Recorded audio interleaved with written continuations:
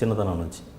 ఈ క్రమంలో చదువు అంటే ఆ రోజుల్లో దళ కమాండర్లు వాళ్ళు కూడా పెద్ద చదువుకున్నది ఏమీ లేదు. పార్టీ చదువు కూడా సరిపోతుంది, దళ కమాండర్ చేయడానికి పెద్ద చదువు అవసరం లేదనేటువంటి కాన్సెప్ట్లో వాళ్ళు మాట్లాడేవాళ్ళు. అంటే ఆ రోజు ఎక్కువ భూస్వాములు, ఫారెస్ట్ అధికారులు వాళ్ళ మీదనే పోరాటాలు ఉండేవి. కాబట్టి మనం చూస్తే ఒక దళ కమాండర్ పేరు చెప్పేవాళ్ళు. ఆ దళ కమాండర్ వచ్చేసి రేంజర్ని కొట్టిండు, భూస్వాములు కొట్టిండు, అబ్బా మంచి ఇదిరా అదిరా అని అంటే మేము వాటికి ప్రభావం వేసి ఆటోమేటిక్గా 7th వరకే చదివాను నేను. 7th వరకు చదివేసి ఆర్గనైజేషన్కు ఆ రోజే 93లోనే నేను పార్టీ కార్యకలాపాల్లో పాల్గొంటూ ఉండేది. అంటే వాళ్ళ మీద దాడులు చేశారు అన్నది ఒక హీరోయిజంగా చూసి మీరు వెళ్ళారా, లేదంటే నిజంగా మీ గ్రామాల్లో ఉన్న పోరాటం, అక్కడ ఉన్న పరిస్థితుల మీద పోరాటం చేద్దాం వెళ్ళారు? నిజానికి అంటే కొంచెం మనకి జ్ఞానం వచ్చిన తర్వాత అనిపించింది ఏంటంటే అదొక హీరోయిజమే. మీకు మార్క్సిజం, లెనినిజం, మావో ఆలోచన విధానం ఇవన్నీ నాకు తెలిసి కమ్యూనిస్ట్ పార్టీలలో ఉండే 90% క్యాడర్కి ఎవరికి కూడా మార్క్సిజం పూర్తిగా తెలుసు అని నేను అనుకోవట్లేదు, లెనినిజం అంతకంటే తెలుసు అనుకోవట్లేదు, మావో ఆలోచన విధానం కూడా తెలియదు. ఏందనంటే ఇంక అక్కడ అదొక హీరోయిజం అనుకోవాలి. పోరాటాలు ఉంటాయి కాదనట్లేదు, పోరాటాలలో పాల్గొనటం కాదనటం లేదు, కానీ అసలు సిద్ధాంతం బేస్ కాదు అది, అదొక హీరోయిజమే ఖచ్చితంగా. అది అంటే ఆ హీరోయిజం చూసి మీరు కూడా అటువైపు ఓకే అట్రాక్ట్ వెళ్ళి అక్కడ ఫస్ట్ ఎక్కడ నుంచి స్టార్ట్ చేసుకొచ్చారు మీ కార్యక్రమం?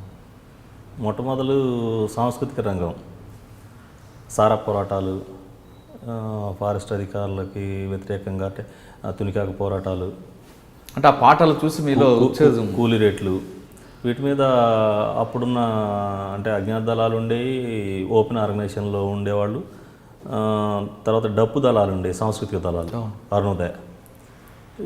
వీళ్ళంతా కూడా ఆ ప్రభావంతో వాళ్ళు వెనకబడి పాటలు పాడుకుంటూ వెళ్తూ ఉండేది. ఆ క్రమంలో ఇంకా మేము కూడా పాటలు పాడడం, మేము కూడా ఇన్సిడెంట్లలో పాల్గొనడం, పోలీస్ కేసులు. మీకు ఒక ఆశ్చర్యకరం ఏంటంటే సారా పోరాటంలో నాకు 12 సంవత్సరాలు. సారా పోరాటంలో 12 సంవత్సరాలు అప్పుడు అక్కడ ఉన్నటువంటి భూస్వాములు, సారా కాంట్రాక్టర్లు ఒక 10 మంది మీద కేసు పెడితే అందులో A1 నేనే, 12 సంవత్సరాల పిల్లగాడిని. పోలీస్ స్టేషన్లు ఆ రోజులలో పోలీసులకి బైకులు లేవు. నేను చెప్పేది 92, 93 ఆ ప్రాంతాన్ని గురించి చెప్తా ఉన్నా. సైకిల్ వేసుకుని వచ్చి మా ఊరు ఎవరు రాపాలని పిల్లగాడు ఎవరు అని అంతమందిలో 10 మందిలో కూడా అంటే 10 మంది చాలా పెద్దోళ్ళు, నేను మాత్రం చిన్న పిల్లగాడిని. అంటే అక్కడ ఉన్నటువంటి భూస్వామి వ్యవస్థ, సారా కాంట్రాక్టర్లు ఎక్కువ నా మీదనే ఫోకస్ చేసి పోలీసులకు చెప్పినటువంటి పరిస్థితి. ఎందుకు అంత మీరు ఎక్స్పోజ్ అవ్వాల్సి వచ్చింది? నిజానికి ఆ రోజు ఆ వయసు కావచ్చు, లేకపోతే మా కుటుంబం నేపథ్యం కావచ్చు, మిగతా వాళ్ళకంటే కూడా మేము ఎక్కువ పార్టిసిపేషన్ చేసేవాళ్ళం. దాని దృష్టిలో అంటే మీరు ఆ పోరాటంలో పాటల ద్వారా వెళ్ళేవారా, లేదంటే దాడులు కూడా? అంటే నిజానికి పాటలతో పాటు కయ్యానికి కాలు దూయేటువంటి ఘటనలు కూడా ఉన్నాయి. కాబట్టి వాళ్ళకి మనం అంటే కోపం ఎక్కువ. అంటే మంచి పాట ఏమైనా ఇప్పటికే గుర్తుందా మీకు? ఇప్పుడు సరే మొత్తానికైతే చూద్దాము అది. ఓకే, సందర్భం. అంటే ఫస్ట్ మీరు కయ్యానికి కాలు ఎవరి మీద దువ్వారు? ఏమండి, ఫస్ట్ మీరు కయ్యానికి కాలు దువ్వాను అంటారు కదా, ఎవరి మీద దువ్వారు? సారా కాంట్రాక్టర్లు, పొగాకు సెట్లు, ఈ రెండు నాకు బాగా గుర్తు. సారా కాంట్రాక్టర్లు మనం సారా నిషేధం కోసం పోరాటం చేస్తూ ఉండేది. మేము సారా నిషేధం కోసం పోరాటం అంటే రియల్గా ఎక్కడ షాప్ ఒక్కటే, ఎక్కడో పర్మనెంట్ షాప్ ఒకటి ఉంటుంది, అంటే పర్మిషన్ షాప్, అది మొలకలపల్లిలో. కానీ గ్రామాలలో ఎంతో కొంత గుడ్ విల్ ఇచ్చి వీళ్ళు నడుపుతూ ఉండేది కాంట్రాక్టర్లు. సారాతోటి అనేక కుటుంబాలు ఛిద్రం అవుతా ఉన్నాయి అనేటువంటిది పార్టీ మాకు చెప్పినటువంటిది. మేము కూడా ప్రత్యక్షంగా చూస్తూ ఉన్నాం. కాబట్టి ఆ రకంగా జనంలో సారా వ్యతిరేక పాటలు పాడుకుంటా సారాకు వ్యతిరేకంగా ఉద్యమాలు చేసేది. అట్లా సారా మనం అడ్డాలు ఉంటాయి కదా, చాలా సాగులు, వాటన్నిటి మీద దాడులు చేయడానికి ఆ రోజులలోనే కర్రలు లేకపోతే మా సాంప్రదాయ ఆయుధాలు అవన్నీ పట్టుకొని తిరిగేది. ఇంకా నాకు పొగాకు రేట్లకు సంబంధించి తునికాకు రేట్లు కాంట్రాక్టర్లు, తునికాకు కాంట్రాక్టర్లు కూడా ఈ పొగాకు వ్యవస్థ మా దగ్గర నాటు పొగాకు వ్యవస్థ ఉంటుంది. వీళ్ళంతా ఆంధ్ర నుంచి వచ్చి పెట్టుబడులు పెట్టేసి రైతుల దగ్గర పంటలు వేపిస్తారు అనమాట. పంటలు వేసిన తర్వాత మనకేమవుతుందనంటే ఈ పంటలన్నీ తీసుకొని పోతాడు. దానికి మార్కెట్, ఓపెన్ మార్కెట్ ఉండదు. పొగాకు, నాటు పొగాకు. ఈ పొగాకు అంతా తీసుకొని పోయిన తర్వాత వాడు జూన్లో మనకి పెట్టుబడులు ఇస్తాడు కదా, మళ్ళీ జూన్ జూలై వచ్చేదాకా కూడా లెక్కలు చూడాడు. వాడు అంతా క్లియర్గా వాడికి మార్కెట్ ఎట్లుంది, వాడి రేట్లు ఎట్లున్నాయి ఏందనేది మొత్తం క్లారిటీగా వాళ్ళు లాభ నష్టాలు బేరీ చేసుకున్న తర్వాత రైతులకు రేట్ అనేది వాడు చెప్పిందే రేటుగా. ఈ క్రమంలో ఈ వ్యవస్థ పోవాలి, అసలు బహిరంగ మార్కెట్ రావాలి అని చెప్పేసి మేము పోరాడుతూ ఉన్న క్రమంలో ఈ కొంతమంది అక్కడ ఉన్నటువంటి పెత్తందారులు, ఈ సేట్లకు ఉంటారు కదా, పొగాకు సేట్లకు ఉన్నటువంటి వాళ్ళు, వీళ్ళంతా కొంచెం రెచ్చగొట్టి వీళ్ళు ఏం చేస్తారు వాళ్ళు ఏం చేస్తారు అనే క్రమంలో నాటు బాంబులు మీకు ఐడియా ఉండే ఉంటుంది, పందులకు పెట్టే బాంబులు. అసలు ఏదైనా కానీ ఎట్లన్నా కానీ ఒక మూమెంట్ తీసుకురావాలి. ఒక వ్యవస్థలో ఎందుకు జరుగుతూ ఉంది వయలెన్స్ అనేటువంటిది ప్రభుత్వానికి తెలవాలి అనే ఉద్దేశంతో నాటు బాంబులు ఎప్పుడు నా బ్యాగులో ఉండే నాటు బాంబులు. అంటే ఏదో ఒక ఇన్సిడెంట్, లారీ తగలబెట్టడం లేదనుకుంటే బాంబులు వేసి హల్చల్ చేస్తే గవర్నమెంట్కి కన్విప్ అవుతుంది. అసలు ఎందుకు జరుగుతుంది ఘటన అనేది వస్తుంది. ఇక్కడ మనం ఏది చేసినా ఎంత చేసినా ఒక తహసీల్దారు, ఒక ఆర్డీఓ, ఒక ఎస్ఐ, సిఐ స్థాయి దాటి పోవడం లేదు. ఏదైనా పెద్ద ఘటన ఏదైనా చేయగలిగితే అది ప్రభుత్వానికి తెలిస్తే చర్చలకు ఏమైనా వచ్చి రైతులకు న్యాయం జరుగుతుందేమో అనేటువంటి దాని మీద మేము ఆ రకంగా వేసుకొని తిరిగేది. ఆ క్రమంలో మా అమ్మ నాన్న వాళ్ళు చూసి వాటన్నిటిని నాకు తెలియకుండా దాచిపెట్టిన సందర్భాలు ఉన్నాయి. అది ఓకే. అంటే మీరు పెట్టుకుని ఫస్ట్ మేజర్ ఏం చేశారు? పట్టుకొని తిరిగాను అంటున్నారు కదా బాంబులు అవి. అవును, అంటే సరే ఎవరి మీద వేయలేదులే కానీ మామూలుగా అయితే పట్టుకొని తిరిగాం.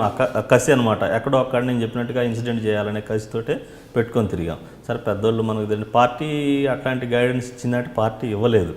కాకపోతే మనకి స్థానికంగా ఉన్నటువంటి ప్రెస్టేజీ ఏదన్నా ఒకటి చేయాలి అంటే పార్టీ నాయకత్వం కూడా ఎప్పటికప్పుడు మనకి పగ్గాలేసి అట్లా కాదు ఇట్లా కాదు, మనం అంత దుందుడుకు పోవద్దు, దానివల్ల మనకి ఇబ్బందులు ఎదురైతాయి అని చెప్తా ఉంటే కూడా లేదు, వీళ్ళంతా ఇంకా అంటే పోరాటాన్ని ముందుకు తీసుకుపోయే క్రమంలో కాకుండా కేసులకి, చిత్రహింసలకి వీటికి భయపడతా ఉన్నారు అని చెప్పి ఏదన్నా ఒక మార్పు మనమే తీసుకురావాలనేటువంటి క్రమంలో ఇవన్నీ చేసినాం మేము.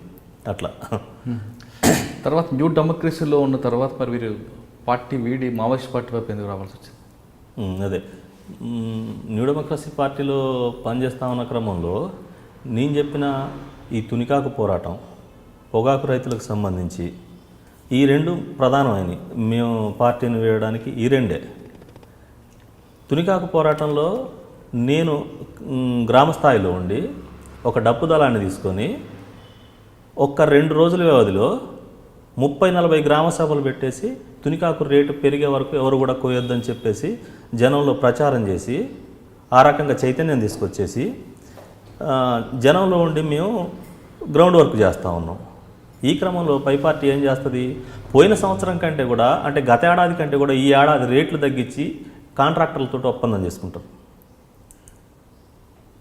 మరి రోజు రోజుకి నిత్యావసర వస్తువులు ధరలు పెరుగుతూ ఉన్నాయి, ప్రజల జీవనం రోజు రోజుకి పతనం అయిపోతూ ఉంది. మరి గత సంవత్సరం కంటే ఈ సంవత్సరం రేట్లు ఎట్ట తక్కువ చేసి నువ్వు అగ్రిమెంట్ చేసుకుంటావు? నువ్వు కాంట్రాక్టర్లతో లాలూచి అయ్యావు కాబట్టే నువ్వు ప్రజలకు అన్యాయం చేసావు. కింది స్థాయిలో ఉన్నది మేము, గ్రూప్ మీటింగులు పెట్టింది మేము. ఒక సాంస్కృతిక దళాన్ని వేసుకొని ప్రతి గ్రామం తిరిగి ప్రతి ఇంటికి వెళ్ళి మీ బతుకులు మారాలంటే తునికాకు రేట్లు పెరిగే వరకు మీరు ఆగండి, ఖచ్చితంగా పెంచుతాం అని చెప్పి అన్ని గ్రామాలలో గ్రూప్ మీటింగులు పెట్టిన మమ్మల్ని బదనాం చేసినట్టే కదా నాయకత్వం. అదే క్రమంలో మనకి పొగాకు రేట్లు ఉన్నాయి. పొగాకు రేట్ల విషయంలో కూడా మేము కయ్యానికి కాలు దువ్వి కింది స్థాయిలో రైతులందరినీ చైతన్యవంతం చేసి రేట్లు పెరిగే వరకు ఆగండి అంటే అదే కాంట్రాక్టర్లతోటి అదే ఆ పొగాకు సేట్లతోటి అక్రమ ఒప్పందం చేసుకొని ఆ సమ్మెను విచ్ఛిన్నం చేశారు. ఎవరు దానికి బాధ్యులు? కింది స్థాయిలో మేమే. ఏం చేసినావు క్రాంతి, నువ్వు పెద్ద ఇంత పొడుగు చెప్పినావు కదా అనేసి రైతులు అడగరా మమ్మల్ని? నేరుగా మిమ్మల్ని అడుగుతారు కదా. అందుకనే మేము దాని మీద విభేదించడం. న్యూ డెమోక్రసీ పార్టీతో విభేదించిన తర్వాత మహాసభలలో మమ్మల్ని అతివాదులుగా చూశారు వాళ్ళు. లేదు, అసలు క్రాంతి చెప్పేది చాలా అతివాదం. ఆయన పుస్తకాలు చూసి బాగా స్టడీ చేసేది. ఆయన పుస్తకాలు చూసి సిద్ధాంతాన్ని మక్కికి అమలు చేయమని కోరుతూ ఉంటాడు. ఆ పద్ధతి పనికిరాదు. అని అన్నప్పుడు నీకు సిపిఎంకు నీకు సిపిఐకి ఏం తేడా? నువ్వు విప్లవ పార్టీ అని చెప్పుకునేటప్పుడు వాళ్ళు రివిజనిస్ట్ పార్టీలు అని చెప్పుకునేటప్పుడు ఎక్కడ వ్యత్యాసం ఏం లేదు కదా. వాడు చేసిన అగ్రిమెంటే నువ్వు చేసినావు, ప్రజలకు ఇంకెట్లా మనం చెప్తాం అనే దాని మీద మేము విభేదించడం. ఆ క్రమంలోనే మన దగ్గర గొత్తికోయ వలసలు బాగున్నాయి. ఆ గొత్తికోయలని ఒకళ్ళని నేను మాట్లాడేసి డైరెక్ట్గా దండకారణ్యానికి లింకు కలుపుకున్నా. అది ఓకే. దండకారణ్యం ఎవరితో లింక్ కలుపుకున్నారో, ఎక్కడ వెళ్ళిన తర్వాత ఎవరైనా కలిసారు? మొట్టమొదలు ఫస్ట్ ఒక లెటర్ పెడతా. నేను అప్పుడు పిఓఎల్ డివిజన్ సెక్రటరీ ఉన్నా. ఇదంతా ఏ సంవత్సరం జరిగింది? 2000 సంవత్సరం, 2001, 2002. అప్పటితోటి వాళ్ళతోటి మనకు అసంతృప్తి వచ్చింది. అయినా సరే అదే పార్టీలో పనిచేస్తూ ఉన్నాం. ప్రత్యామ్నాయం చూడాలి. అప్పటికి పీపుల్స్ వార్ పార్టీ మన ఉత్తర తెలంగాణలో ఈ ధర లాగితే ఆ ధర ఊగుతూ ఉన్నది. వాళ్ళ త్యాగాలు చెప్పడానికి వీల్లేదు. ఆ పద్మక్క అయితే ఏంది, శ్యాము లేకపోతే మురళి, వీళ్ళు ఏది కొయ్యూరు అనుకుంటారు, విశాఖ కొయ్యూరుగా సార్, మనకి ఇక్కడ తెలంగాణలోనే ఎక్కడో కరీంనగర్ దగ్గర బెంగళూరులో పట్టుకొని వచ్చి సిసి సెక్రటరీ వాళ్ళు ఉన్నారు కదా, వాళ్ళ ఎన్కౌంటరు ఈ వాళ్ళ త్యాగాలు ఒకవైపు మమ్మల్ని ప్రభావితం చేస్తూ ఉన్నాయి. వాళ్ళ త్యాగాలు అసలు మా రక్తాన్ని మసిలిలాగా చేస్తూ ఉన్నాయి. విప్లవ పార్టీ అంటే చదివే బుక్కులు కానీ లేకపోతే అవన్నీ కూడా ఎట్లుంటాయనంటే, ప్రజలకి అసలు న్యాయం చేయాలంటే త్యాగం కావాలి, కంపల్సరీగా త్యాగం కావాలి, ఆదర్శం కావాలి. ఇవాళ మన దగ్గర కమ్యూనిస్ట్ పార్టీలు నేను అంటున్నాను కాదులే కానీ ఎక్కువ పెత్తందారి వ్యవహారం, ఆదర్శాలు మొత్తం పక్కకు పోయినాయి.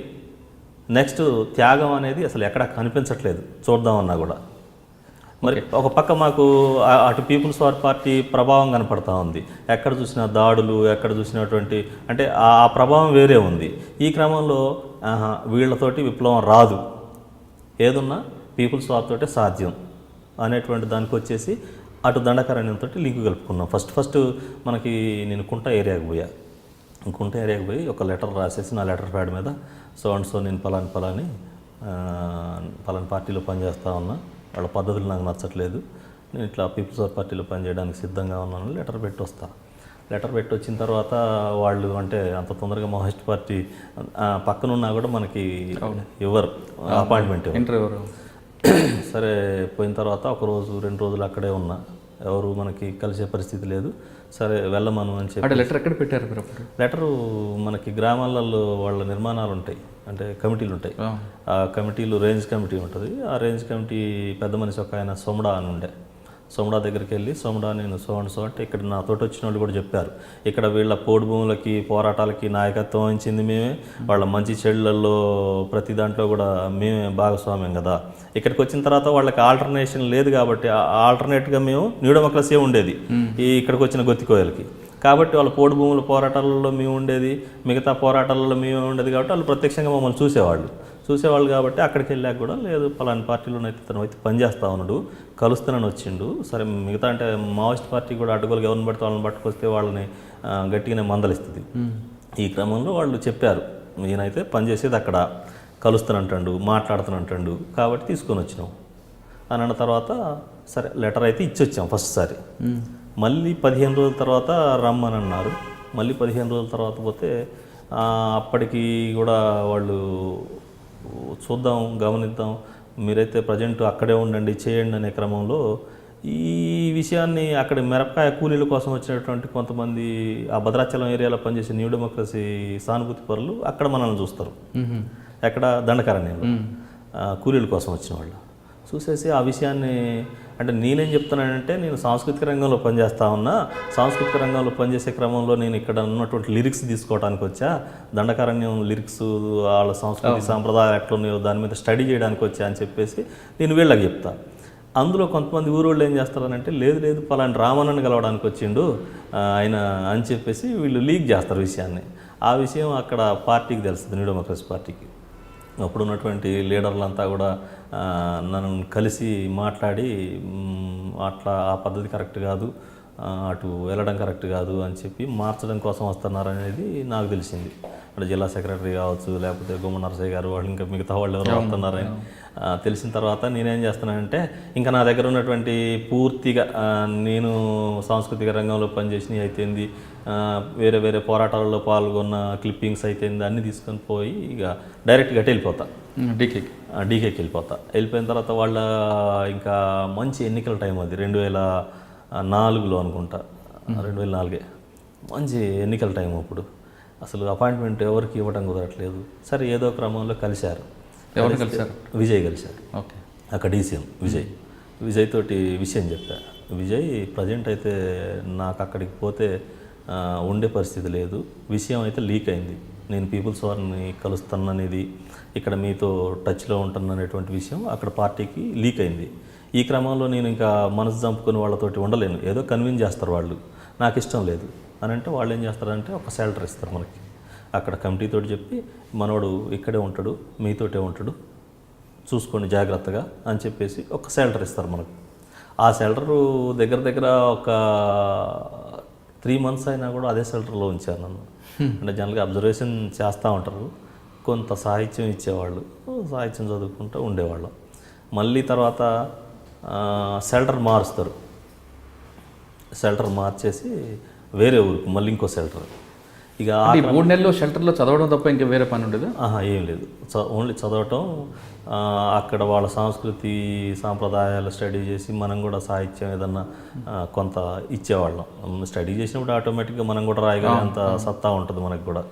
ఆ క్రమంలో సరే షెల్టర్ మార్చారు. మళ్ళీ షెల్టర్ మార్చిన తర్వాత కొంచెం నాకు ఫీవర్ బాగా ఎక్కువైంది, మలేరియా, మామూలు మలేరియా కాదు. అక్కడ ఏం మందులు ఉంటాయి, అంగన్వాడీలు, పాపం అంగన్వాడీలు బిల్లలు ఇచ్చేవాళ్ళు, ఒకసారి 6 వేసుకోండి సార్, 8 వేసుకోండి సార్, చాలా మంచి చూసుకునేవాళ్ళు. అంటే కొంత ఎవరైనా తెలిసిన వాళ్ళు ఉంటే బయట నుంచి మనం వచ్చినట్టు కొంత తెలుగు వాళ్ళు ఉండేవాళ్ళు కదా, అయ్యో ఎట్లా ఆరోగ్యం అని చెప్తే అంగన్వాడీ మందులకి, అంటే గవర్నమెంట్ మందులు కదా ఈ క్లోరోకిన్, మీకు ఐడియా ఉంటుంది, క్లోరోకిన్ బిల్లలు అనమాట.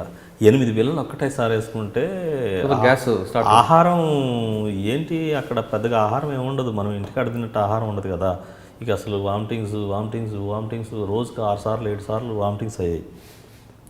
ఇక బాగా సీరియస్గా ఉన్నది, అంటే వేరే చోట తీసుకెళ్ళిన తర్వాత. ఈ క్రమంలో విజయ్ వచ్చేసి మనోడికి కొంచెం సీరియస్గానే ఉన్నది కదా, మరి ట్రీట్మెంట్కి పంపిద్దాం మనం అని నాతోటి జిల్లా కమిటీ మాట్లాడి ఎక్కడికి వెళ్తావు అని అంటే బీసీఎం భద్రాచలం వెళ్తారా. భద్రాచలం అయితే కొంచెం కష్టం అన్నా, ఎందుకంటే మనకు కొంత ఎక్కువ మంది తెలిసిన వాళ్ళు ఉంటారు అంటే రాజమండ్రి ట్రీట్మెంట్ పంపిస్తారు అనమాట. సరే ఆ ట్రీట్మెంట్ అయ్యి నేను వచ్చిన తర్వాత కిషన్జీ మల్లోజుల కోటేశ్వర ఆయన గారు పిలిపిస్తారు నన్ను. ఎవరు ఇట్లా వచ్చారట కదా, నాకు ఒకసారి మాట్లాడతా తనతోటి అని చెప్పేసి పిలుస్తాడు. రియల్గా నాకు ఆయన కిషన్జీ అని తెలియదు, ఏదో ఒక పేరు జోగన్న అనే పేరుతోటి కలుపుతారు. ఇదే విజయ్ తోటి ఉన్న టీము అందరూ వచ్చేసి కూర్చున్న తర్వాత కుశల ప్రశ్నలు, ఏం చేస్తాను, ఏంది, ఎక్కడి నుంచి వచ్చారు మీరు, ఏంటి ఇక్కడనే, అంటే ఇక్కడున్న కమ్యూనిస్ట్ పార్టీల నాయకులని కొంతమంది పేర్లు చెప్తాడు, ఇక్కడ ఉద్యమాల గురించి చెప్తాడు, అడుగుతాడు, తెలుసుకుంటాడు. చాలాసేపు ఒక 2 hours మాట్లాడతాడు. 2 hours మాట్లాడిన తర్వాత తను ఏమంటాడంటే, కామ్రేడ్ అంటే వేరే విధంగా అనుకోవద్దు మీరు, న్యూ డెమోక్రసీ, జనశక్తి ఈ పార్టీల నుంచి వచ్చిన వాళ్ళు ఎవరు కూడా దండకారణ్యంలో పనిచేయలేరు, ఇక్కడ మావోయిస్ట్ అంటే పీపుల్స్ వార్ పార్టీ అనేది చాలా హార్డ్ ఉంటుంది, ఇక్కడ మీరు పనిచేయలేరేమో అనుకుంటా ఉన్నా అని అంటాడు. అంటే లేదన్నా నేను ఖచ్చితంగా పనిచేయాలని, మీ త్యాగాలు తర్వాత మీ వర్క్ ఇవన్నీ చూసిన తర్వాత నేను అట్రాక్ట్ అయ్యి వచ్చా అని అంటే, సరే విప్లవం ఏమన్నా నా జేబు సొమ్మ, అది చెయ్యి చూద్దాం, మంచిదే కదా, చెయ్యి అని అన్నాడు అనమాట. అప్పటికి మనకి MCCI అను పీపుల్స్ వార్ పార్టీ 2 విలీనం అయినాయి అనేటువంటిది ఆయన ద్వారానే తెలుసుకున్నాను నేను. కానీ అప్పుడు చర్చలు జరగలేదు కదండి? లేదు, చర్చలు అయిపోయి మొత్తం డాక్యుమెంటేషన్ పూర్తి అయిపోయింది, అఫీషియల్గా ప్రకటించడం ఒకటే ఉంది క్రాంతి. ఆ స్థాయిలో మొత్తం చర్చలు మొత్తం అయిపోయినాయి. అఫీషియల్గా మీకు మావోయిస్ట్ పార్టీగా రేపు అవతరించబోతా ఉంది. నేను జాతీయ అంతర్జాతీయ పరిస్థితుల మీద తనతో చర్చించా. ఇలా భారతదేశం ఒక భిన్న జాతులు ఉన్నాయి, జాతి పోరాటాలు ఉన్నాయి. ఈశాన్య రాష్ట్రంతో చూసినా, కాశ్మీర్తో చూసినా చాలా జాతి పోరాటాలు ఉన్నాయి. అక్కడ సాయుధ పోరాటాలు నడుస్తూ ఉన్నాయి. ఒక పక్క మిజోరాం, నాగాల్యాండ్, అస్సాం ఇవన్నీ కూడా ఉన్నాయి.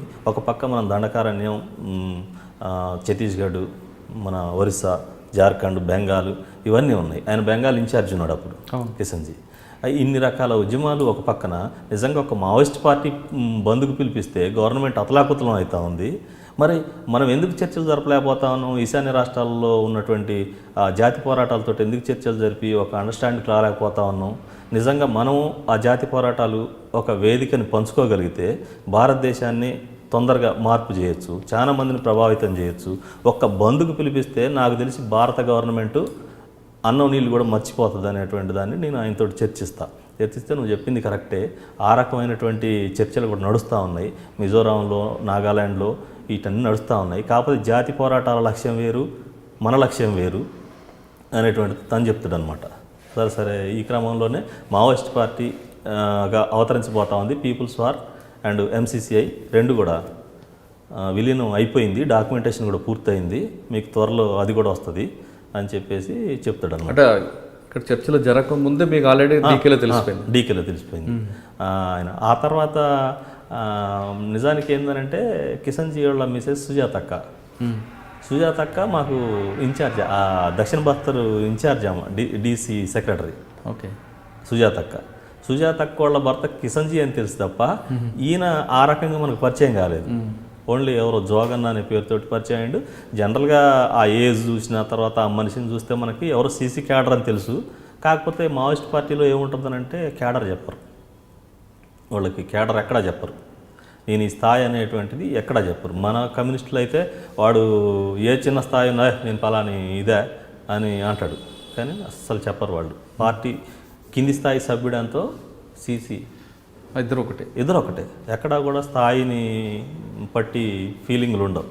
అది మావోయిస్ట్ పార్టీలో ఉంది, ఇప్పటికీ ఉంది అది అట్లా. ఓకే. కిషన్జీ కలిసిన తర్వాత మీ కార్యక్రమం ఏ విధంగా వెళ్ళింది? కిషన్జీ కలిసిన తర్వాత నాకు గతితార్కిక భౌతికవాదం,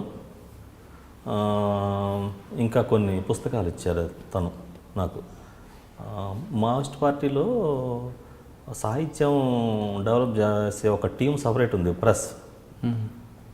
మన దగ్గర వీళ్ళంతా ఎవరో వచ్చేసిన పుస్తకాలు తీసుకొచ్చుకొని వీళ్ళు చదువుతూ ఉంటారు.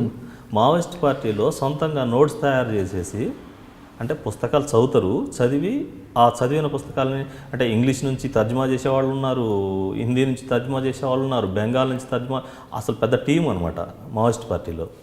ఆ రకంగా వాళ్ళు ఆ స్థాయిలో ఇప్పుడు మన లంకా పాపిరెడ్డి గారు కావచ్చు, లేకపోతే మన ఆనంద్ కావచ్చు, ఎవరు మన గణపతి, వీళ్ళంతా ఎవరైనా ఆ స్థాయిలో వాళ్ళు ఎక్కడ అధ్యయనం చేశారో అధ్యయనం చేసిన దాన్ని మొత్తం నోట్స్ రాస్తారు. అక్కడ నోట్స్ రాసి మొత్తం ప్రింట్ వేస్తారు నోట్స్ని కూడా. నోట్స్ అనేది చెప్తారు దాన్ని ఖచ్చితంగా, మళ్ళీ పుస్తకం అని చెప్పరు. గతితార్కిక భౌతికవాదం మీద మన సీసీ స్టడీ సర్కిల్లో వచ్చినటువంటి నోట్స్, ఆ నోట్స్లు ఇచ్చారన్నమాట. ఆ గతితార్కిక భౌతికవాదం అయితే ఏంది, సరే ప్రపంచీకరణ, వీటన్నిటి మీద కొన్ని పుస్తకాలు ఇచ్చారు నాకు. ఆ పుస్తకాలు చదువుతూ ఉండు, సరే కొంచెం ఆరోగ్యం బాగైన తర్వాత చూద్దాం. అప్పటికి నాకు ఇంకా మెంబర్షిప్ ఇవ్వలేదు, దళంలో కూడా చేర్చుకోలేదు నన్ను. అట్లనే 6 months అవుతా ఉంది. ఓకే. దాని తర్వాత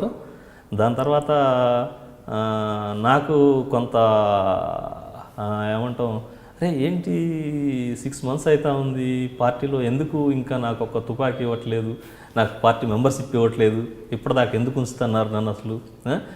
ఒక్కరోజు 2 రోజులు అబ్జర్వేషన్ అంటే ఓకే, సరే నెల, 2 నెలలు, 3 నెలలు, 6 నెలలు అవుతా ఉంది. 6 నెలలకు కూడా ఇంకా నాకు ఏంటి అని అంటే, మావోయిస్ట్ పార్టీలో అంటే జనరల్గా కమ్యూనిస్ట్ పార్టీలు అయినా కూడా కింది స్థాయి నుంచి పై స్థాయి దాకా ఒక చర్చ జరగాల్సింది. చర్చ జరిగిన తర్వాత నిర్ణయాలు వెలువడితే ఆ నిర్ణయాల ప్రకారంగా నడుచుకునేటువంటిదే కమ్యూనిస్ట్ పార్టీలు.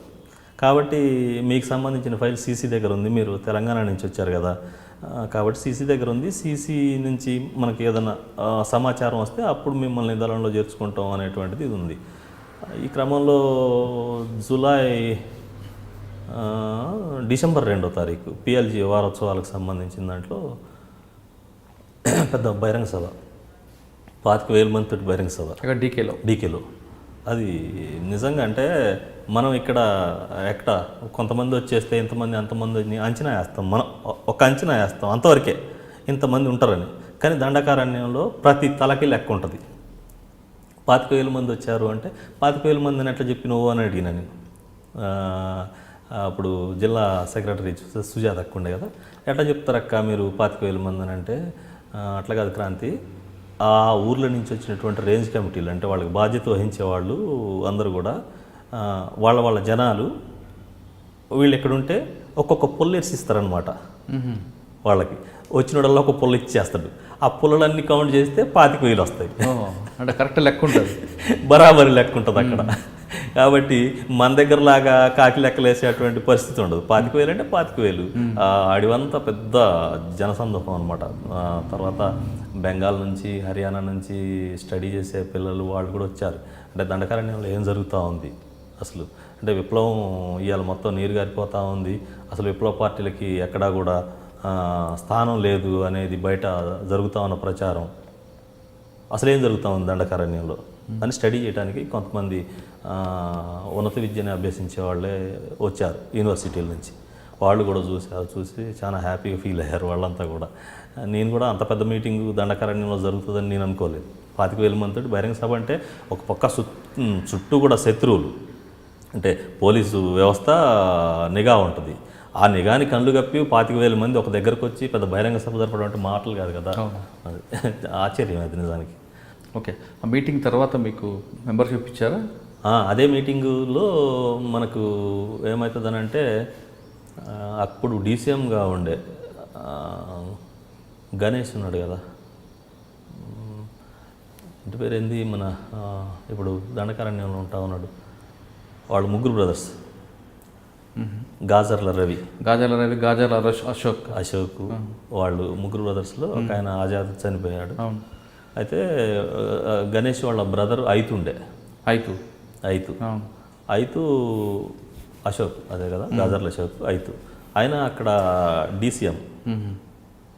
ఆయన నాకు కలుస్తూ ఉండేవాడు. సెంటర్లో ఉన్నప్పుడు కూడా ఏకే వేసుకొని వచ్చేసి మంచిగా మనిషి ఇట్లా పుల్లకలాగా ఉండేవాడు, మీసాలు మాత్రం గంభీరంగా ఉండేవి.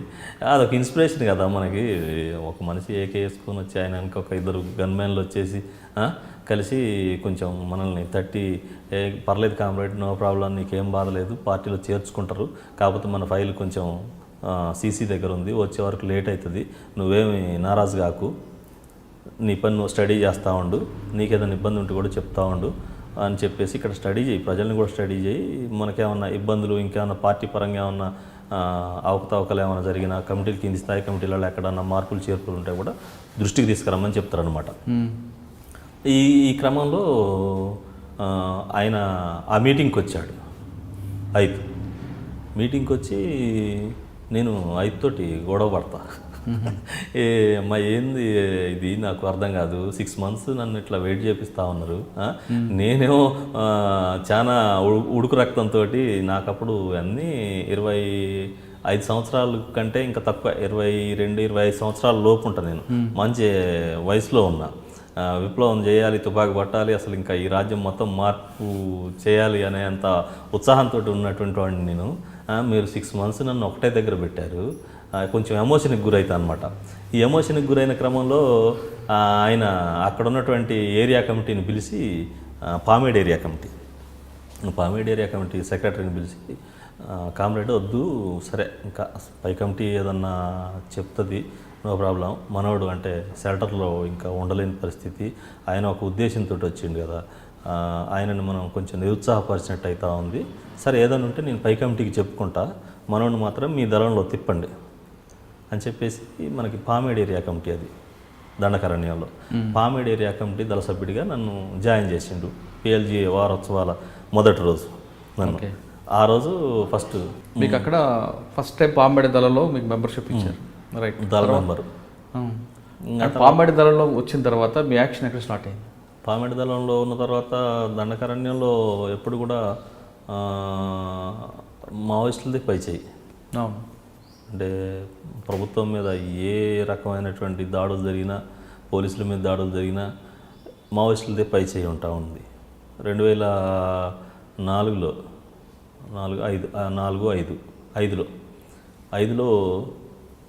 మేము పామేడ్ దళంతో ఉన్నప్పుడు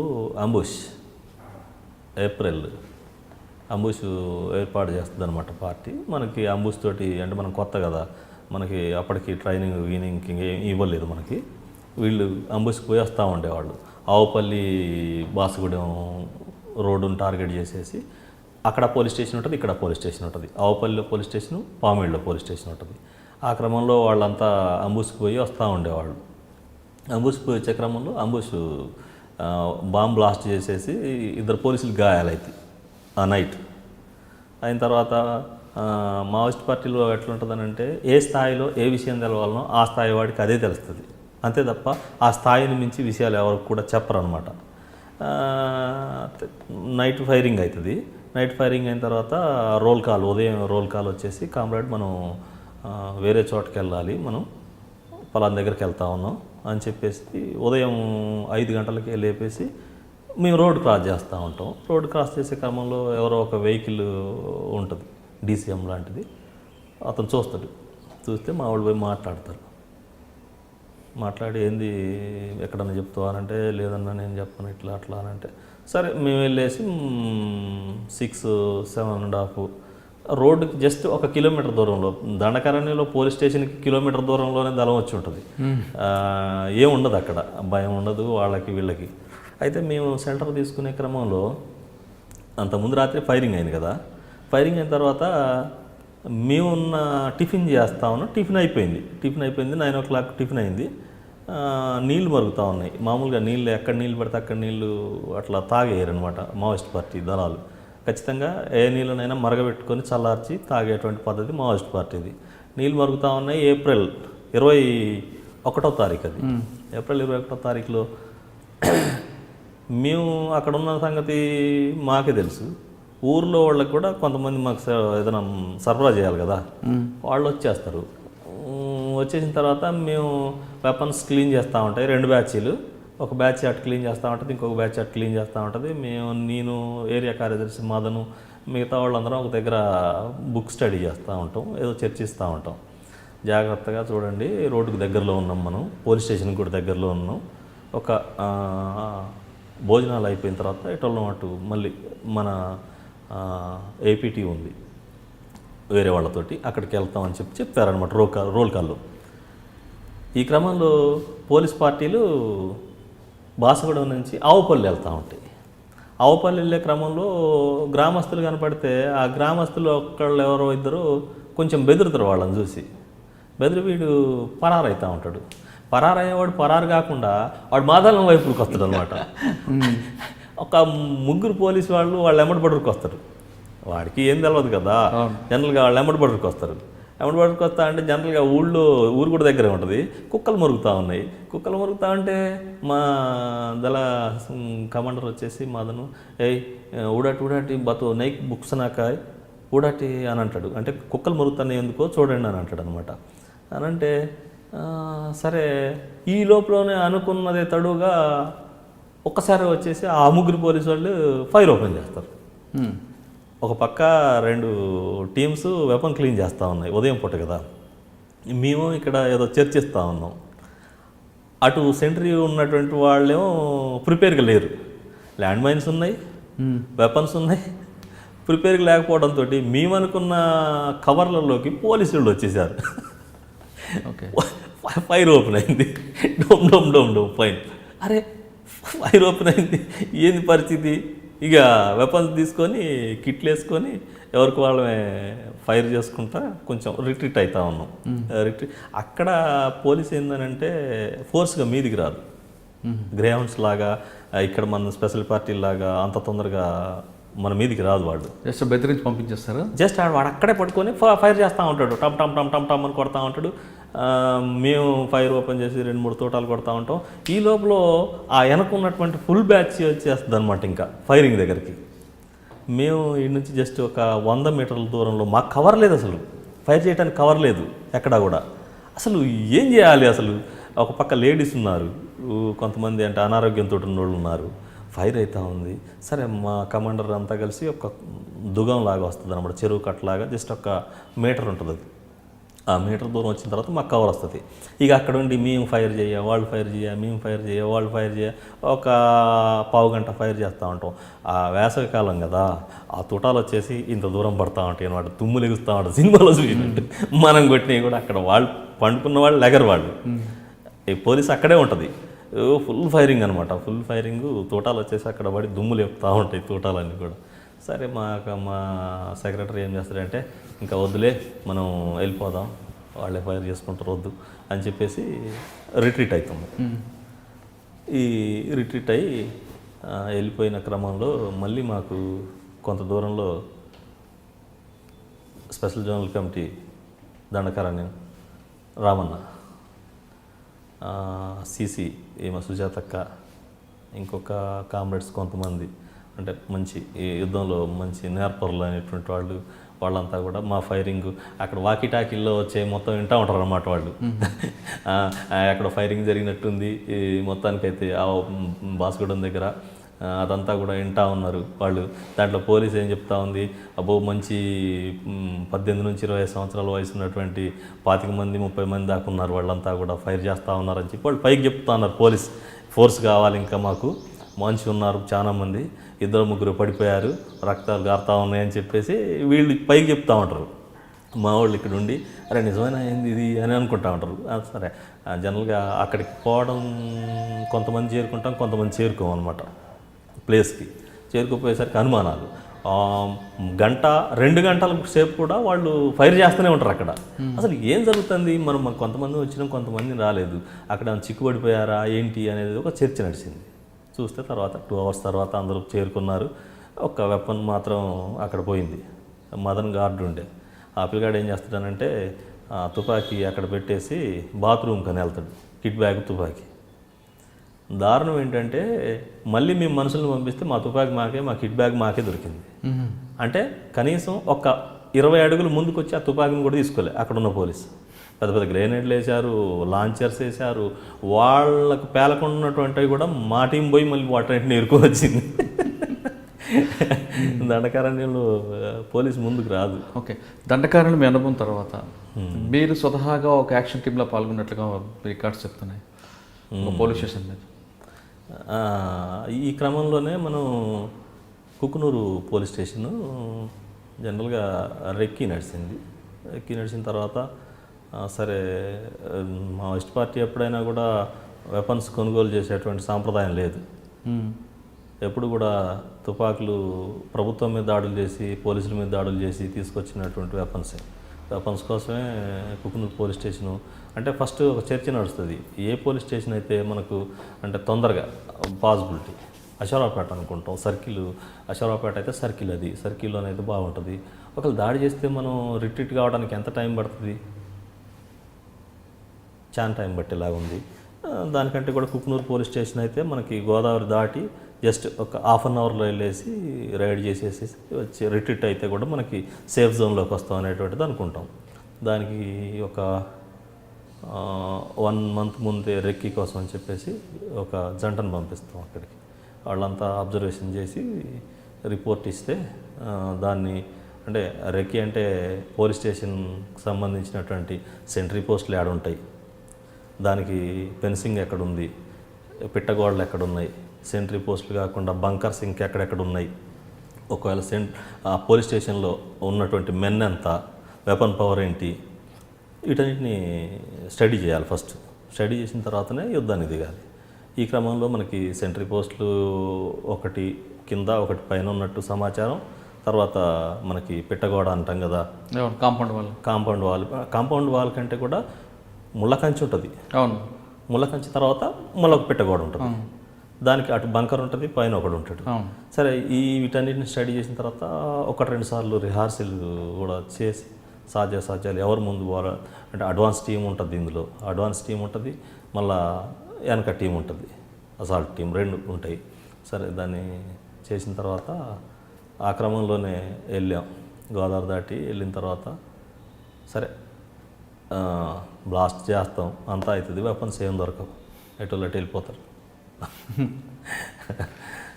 అది ఆ కేసు కూడా ఉందిలేండి నా మీద, కేసు అయిపోతుంది. అంటే పోలీస్ స్టేషన్ మీద దాడి కేవలం వాయిదాల కోసం మీరు చెప్తున్నారు, కానీ ఆ క్రమంలో కొంతమంది పోలీసులు కూడా చనిపోవడం జరుగుతుంటుంది. అంటే మీకు పార్టీ ఆదేశాలు ఆయుధాల వరకు ఉంటుందా, లేదా మనుషులను చంపిదమ్మని మీకు ఆదేశిస్తుందా? జనరల్గా ఈ యుద్ధం అంటే ఇంకా మీకు వేరే చెప్పాల్సిన అవసరం లేదు. యుద్ధంలో తూటాకు అయితే తెలియదు, అవతలున్నోడు మనిషా పశువా లేకపోతే మంచోడా చెడ్డోడా, ఫైర్ చేస్తే అది పోయే క్రమంలో ఎవడుంటే వాడికి తగులుతుంది. అది అదిగా మనం స్టేషన్ మీదకి రైడ్కి పోవటం అంటేనే నాటి జోక్ అది. ఈ క్రమంలో సరే వాళ్ళేమన్నా ప్రతిఘటిస్తే ప్రతిఘటనలో ఎవరో ఒకళ్ళు ఇటువైపు నుంచి అయినా అటువైపు నుంచి అయినా ప్రతిఘటనే కదా, దాంట్లో ఏదైనా జరిగితే కూడా జరగచ్చు, తప్పేం లేదు అందులో. జరిగిన సందర్భాలు కూడా చాలా ఉన్నాయి మీకు తెలుసు. ఓకే, అంటే కుక్కునూరుతో పాటు ఇంకెక్కడ మీరు చేసిన యాక్షన్ ఏమున్నాయి? లేదులేండి, ఇంకా దాంట్లోనైతే ప్రత్యక్షంగా అప్పుడు ఉన్నాం. అది ఓకే. క్రాంతి అనే యువకుడు గౌడులతో పాటు ఉండి అక్కడ ఉన్న గ్రామంలో ఉన్న పరిస్థితి ప్రభావంతో హీరోయిజంగా వెళ్ళాలని న్యూ డెమోక్రసీ నుంచి వెళ్ళి అక్కడ మీ కోరిక నెరవేరకపోవడంతో మావోయిస్ట్ పార్టీ వెళ్ళారు, అంటే పీపుల్స్ వార్ వెళ్ళారు. తర్వాత కొంతకాలం పీపుల్స్ వార్ నుంచి ఎందుకు మరి మీరు తిరిగి బయటకు వచ్చారు? అయితే మనకు ఆరోగ్యం ఒకటి మంచిగా ఉండేది కాదు. ప్రతి నెల మలేరియా వచ్చేది, అది పీవీపీఎఫ్ పాజిటివ్. పీవీపీఎఫ్ పాజిటివ్ అంటే ఇంకా అసలు సత్తు ఉండేది కాదు మన దగ్గర. ప్రతి మంత్ ఖచ్చితంగా వచ్చేది.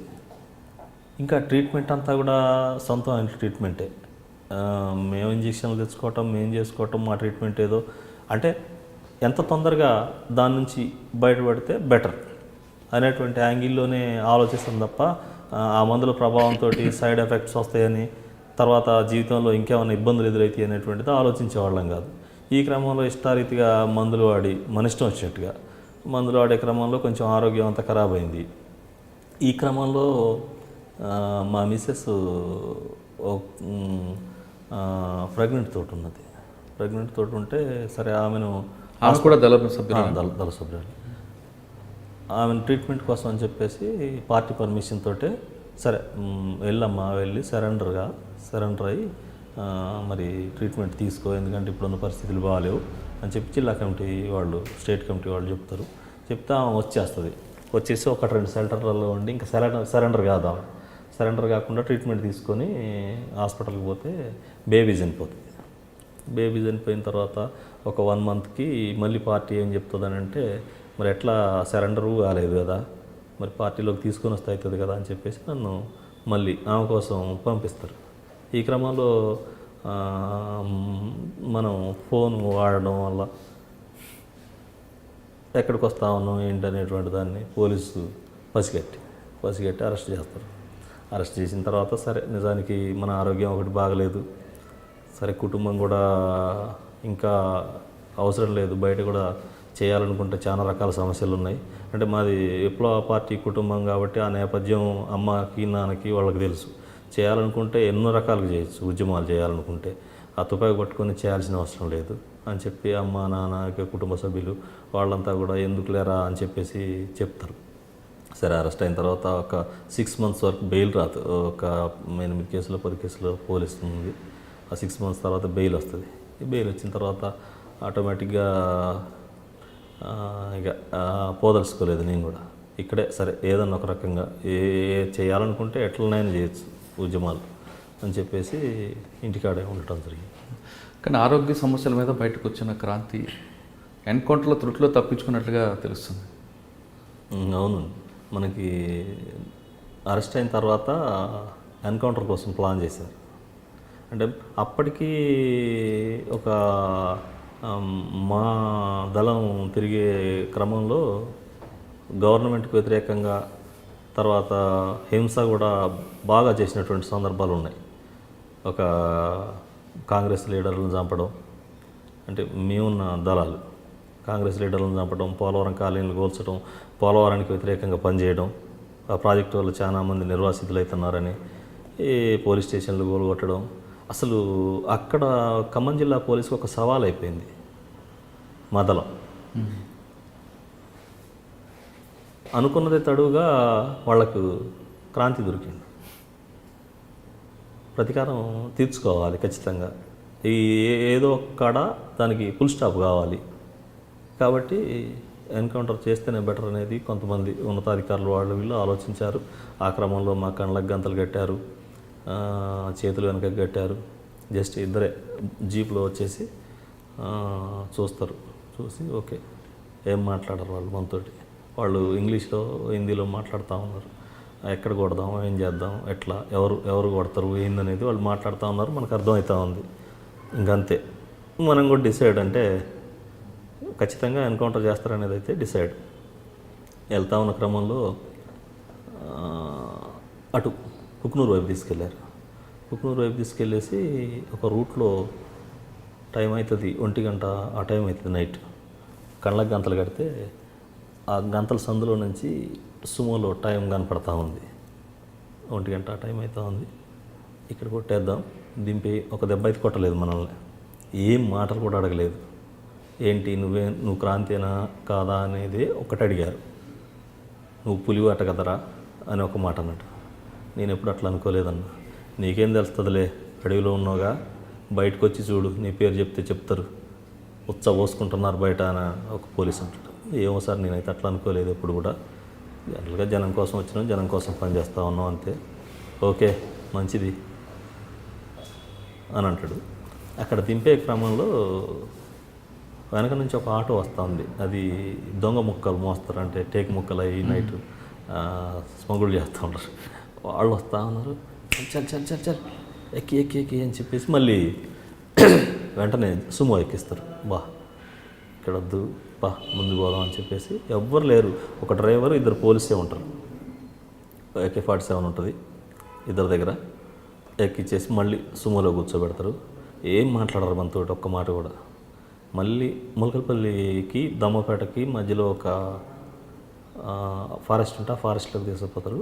అక్కడ నోరిప్పి మాట్లాడారు, క్రాంతి లాస్ట్, ఇంకా ఇది నీకు చచ్చిపోతావు అన్నారు. ఓకే ఇంకా కన్ఫామే సార్ నాకైతే అని అన్న తర్వాత ఒక ఆయన వచ్చేసి ఇట్లా నెట్టేస్తాడు మనల్ని. నెట్టేసిన తర్వాత AK లోడ్ చేస్తారు. ఇంకా మనం చెవులు రెక్కించి తూట ఎప్పుడు పేలుతుంది అని 4 టైం అవుతా ఉంది. టైం కరెక్ట్గా సుమోలో నుంచి దిగేటప్పుడు చూస్తే తెల్లవారుజాము 4 అవుతా ఉంది. ఎటు నుంచి తూట వస్తుంది అని ఇట్లా కళ్ళు రెక్కించి వింటా ఉన్నమాట. చెవులు కళ్ళు మూసుకొని చెవులు రెక్కించి వింటా ఉన్న తూట ఇప్పుడు డోమ్ మాటదని. ఇది కన్ఫామ్, ఆయన కూడా చెప్పేసిండు చనిపోతామని. అయితే అప్పుడున్న అందులో ఒక పోలీస్ అయినా ఎక్ బార్ రుకో సిగ్నల్ హై అయినా అని అడుగుతాడు. సిగ్నల్ ఉంది సార్ అంటాడు. ఒక్క నిమిషం ఆగా అంటాడు. ఫోన్ చేసి ఎవరితో వాళ్ళ ఉన్నతాధికారులతో మాట్లాడి, సార్ వాళ్ళ దగ్గర కొట్టేస్తా ఉన్నాం, మంచి ప్రభావం పడుతుంది, ఇటు ములకలపల్లి అటు దమ్మపేట ఇటు కుక్కునూరు మధ్యలో మంచి ప్రభావం పడుతుంది సార్ అని అంటే, వద్దు తీసుకొని వచ్చాయి, చాలామంది అడిగారు, ఇప్పటికీ ప్రెస్ అడుగుతూ ఉంది, అరెస్ట్ అయినట్టు తెలిసింది విషయం బయటికి, ఉన్నతాధికారుల నుంచి కూడా ఇబ్బంది అయ్యేలాగుంది, వదిలే తీసుకొని వచ్చేయి అంటారు అనమాట. మళ్ళీ సేమ్ అట్లనే తీసుకొచ్చేసి కొత్తగూడెం OSD ఆఫీస్ తీసుకొచ్చిన తర్వాత చౌహాన్ సార్ వస్తాడు. చౌహాన్ సార్ వచ్చేసి తీసుకురమ్మంటాడు. ఆయన అటు కుర్చీలో కూర్చుంటాడు. నన్ను కళ్ళకి గంతలు అట్లే ఉంటాయి, చేతులకి వెనక గట్టేశారు, ఇప్పేసే అని ఎందుకు కట్టారు అని అరుస్తాడు ఆయన. తీసి ఎందుకు కట్టారు, ఛాయ్ తాగుతావా క్రాంతి, కూర్చోమంటాడు. పర్లేదు రండి సార్ అంటే, భలే ఉన్నావు కూర్చోద్దా, ఆయన అవతలు ఉంటాడు టేబుల్కి, అవతలు ఉంటా.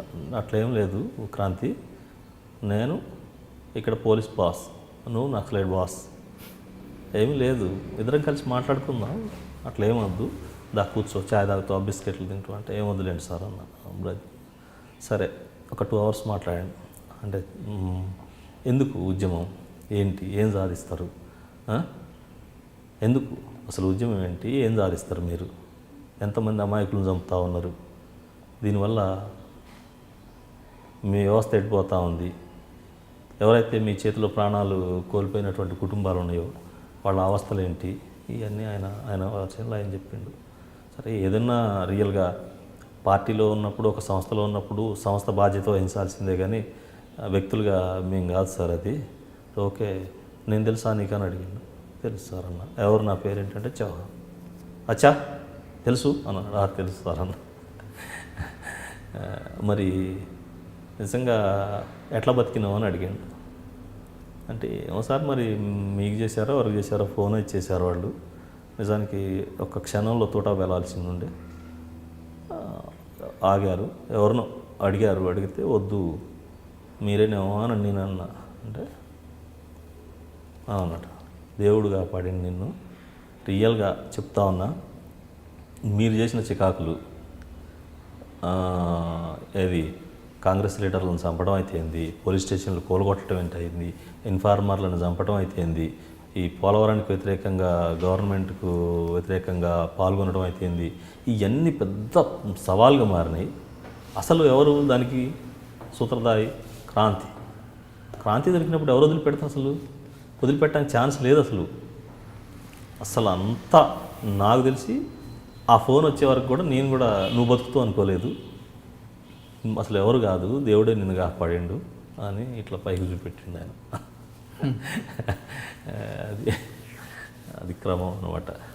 అంటే చౌహాన్ గారు కౌన్సిలింగ్ అయిన తర్వాత మీలో పరివర్తన వచ్చిందా, లేదా మళ్ళీ ఒకసారి అటువైపు వెళ్ళాలనిపించిందా? లేదు, ఇంకా వద్దని మా కుటుంబ సభ్యులు చెప్పారు, వాళ్ళు చెప్పారు. అప్పుడు షహనవాజ్ కాసిం సార్ ఉండే. ఆ షహనవాజ్ కాసిం సారు ఎవరు? షహనవాజ్ కాసిం. ఓకే, ఆయన షహనవాజ్ కాసిం సార్ కూడా ఉండే. ఆయన ఓఎస్డీగా ఉన్నారు అప్పుడు. ఆయన కూడా లేదు క్రాంతి, చాలా అద్భుతమైన జీవితం ఉంది నీకు, నాకు తెలిసి అంటే నీకు మంచి లైఫ్ ఉంది, ఖరాబ్ చేసుకోకు, దానివల్ల సాధించేది ఏం లేదు. ప్రభుత్వాలు సరే, ఒక ప్రభుత్వం ఇవ్వాలంటుంది, రేపు పోతుంది, కానీ ప్రజాస్వామ్యం గొప్పది, ప్రజాస్వామ్యబద్ధంగానే ఏదైనా చెయ్యి. అంటే ఆ ఇద్దరు పోలీస్ ఆఫీసర్లు చెప్పిన మాటలతో మీలో మార్పు వచ్చింది, తిరిగి మీరు తుపాకీ విడిచిపెట్టి బయటకు వచ్చారంటారు. సరే, అది కూడా ఒక ప్రభావం అనే చెప్పాలి నిజానికి. అంటే వీరిద్దరు మాటలు, అంటే చౌహాన్ గారు కాసిం గారు చెప్పిన మాటలతో తుపాకీ వదిలిపెట్టిన క్రాంతి కలం ఎందుకు పట్టుకున్నారు? జనరల్గా నేను దండకారణ్యంలో ఉన్నప్పుడు బుక్స్ చదివి ఆర్టికల్స్ రాసేవాడిని. ఆర్టికల్స్ రాసేటప్పుడు సోను అని ఉన్నాడు, మల్లుజుల కోటేశ్వరరావు వాళ్ళ బ్రదర్, మల్లుజుల వేణుగోపాల్. ఆయన దండకారణ్యంలో ఈ సాహితీ రంగాన్ని చూస్తారనమాట. ఆయన బుక్స్ ఇవన్నీ చేస్తూ ఉంటారు. జంకార్ అని ఒక పత్రిక ఉంటుంది లోపల, సాహితీ పత్రిక జంకార్. జంకార్ చదువుతూ ఉండేవాడిని, ప్రభాత్ చదువుతూ ఉండేవాడిని. అప్పుడు మణిపూర్ మంచి రేజ్లో ఉంది. అంటే ఈ ఏమంటారు, ఆర్మీ యాక్ట్కి వ్యతిరేకంగా పెద్ద ఎత్తున పోరాటాలు జరుగుతాయి. ఆ ప్రభావం మీకు కలం పట్టుకోవాలి? లేదు, నేను మొదటి నుంచి కూడా ఏమంటాం, ఏరియాలో జరిగేటువంటి పరిణామాలు, వాటి మీద రిపోర్ట్లు తయారు చేయటం, లేకపోతే నేను ఏదన్నా ప్రాతినిధ్యం వహించే సాంస్కృతిక సమాఖ్య కావచ్చు, యువజన సమాఖ్య కావచ్చు, వీటన్నిటికి సంబంధించినటువంటి ఆటుపోట్లు వీటి మీద పేజీలు రాసేవాడిని. చదవటం కూడా బాగా చదివేవాడిని. సాహిత్యం అంటే బాగా చదివేవాడిని. ఈ మధ్యలో అసలు అంటే సాహిత్యం దొలిపోవట్లేదు, కానీ నా దగ్గర ఒక 3-4 ర్యాకుల పుస్తకాలు ఉండే. నేను మావోయిస్ట్ పార్టీకి పోయేదానికి ముందు ఆ పుస్తకాలను పోలీసు మొత్తం తగలబెట్టేసింది.